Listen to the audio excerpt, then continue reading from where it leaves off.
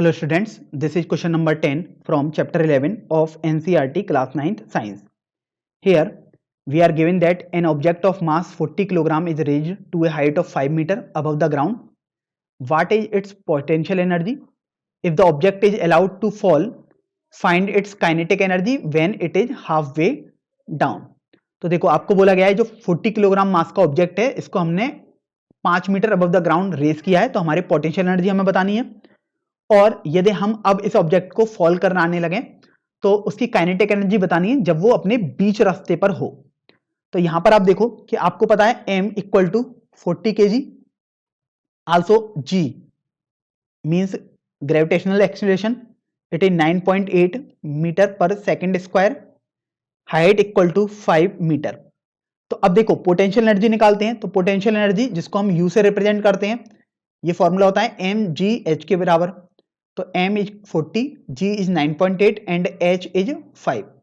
So on calculation it will be 200 into 9.8 and this will be 1960 joules.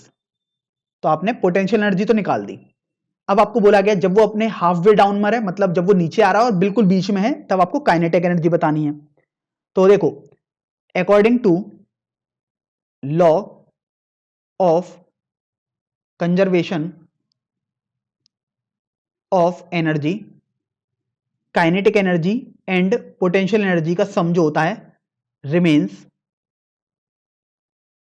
Constant.